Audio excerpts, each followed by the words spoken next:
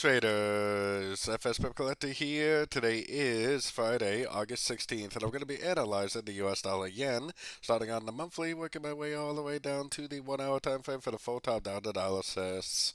So on the US dollar yen, I'm definitely still looking at this as the end of a wave 5, and if it is the end of a wave 5, then it definitely will eventually go down and take out the low of wave 4, but that is potentially going to take maybe a year or more because this is the monthly time frame.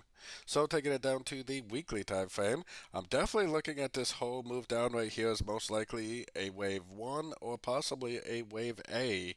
It definitely could be a wave A and an ABC corrects into this move up right here. But like I said, if it is a wave 1, then potentially it will end up taking out the low of wave 4. Either way, doesn't even look to me like the downtrend is over yet. So going down to the daily time frame, like I said, it really doesn't even look to me like the downtrend is over. I mean, to me, it still looks like a 1, 2, 3. It still looks like it could be a wave 4. I still think there's a good possibility it could go down for a wave 5. But it has been going up for a couple of weeks now, and if you do trade the very short time frames, you definitely could have been looking for longs. Going down to the 4 hour time frame. On the 4 hour time frame is where I got my Fibonacci retracement on the last push down. I'm still patiently waiting for 3 waves up. It still looks like a wave A. It still looks like a wave B. It doesn't even really look like the wave C is over. I was kind of hoping it was over, but now seeing price action, it probably is in a wave 4. Probably is going to pop up one more time for a wave 5, and then grab this Fibonacci level, make impulsive down, make a break of structure, and probably continue the downtrend from there. Likely a wave 4, likely go down for a wave 5. So keeping all that in mind, let's take it down to the 1 hour time frame.